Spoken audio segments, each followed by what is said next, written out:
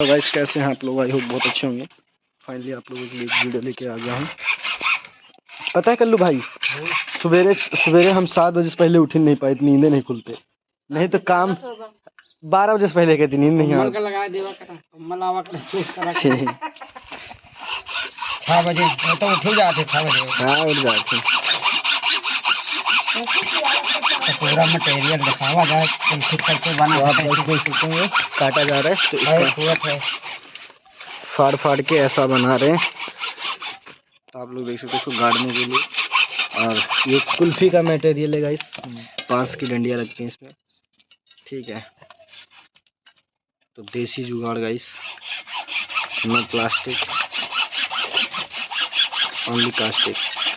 तो अगर वीडियो अच्छी लगी तो वीडियो को लाइक कीजिएगा, अपने दोस्तों को शेयर कीजिएगा। आज आप लोगों को मैंने कुछ नया अपने ब्लॉग में दिखाया और ऐसी चीज़ें मैं आप लोगों को दिखाता रहता हूँ, ठीक है।